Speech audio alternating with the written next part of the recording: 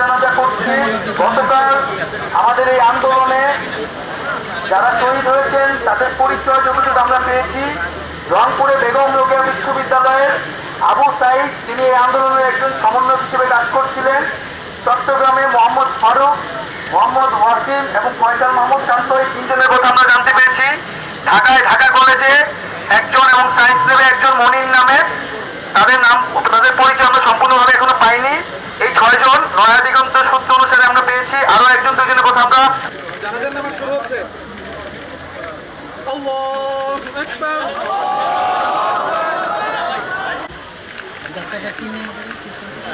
আল্লাহু আকবার।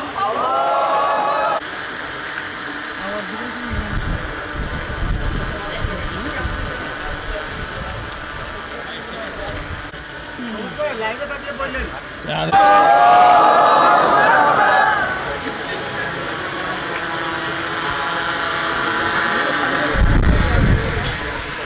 God, it's real.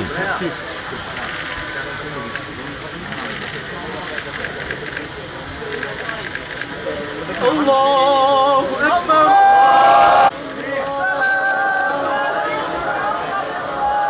Assalamu alaikum wa জানাজায় আমরা হাত তুলেছি আপনার কাছে। হে আল্লাহ, হে আল্লাহ, জুলুমের অবসান ঘটান।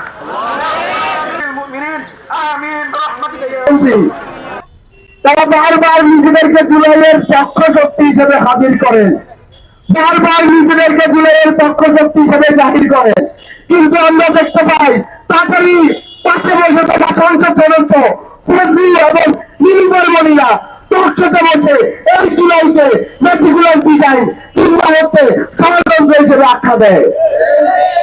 আমরা দেখতে পারি এর ফজলি তিনি টকশোতে বসে মিডিয়ার সামনে বলেন যে জুলাই নাকি রাজাকারদের দ্বারা সংগঠিত হয়েছিল।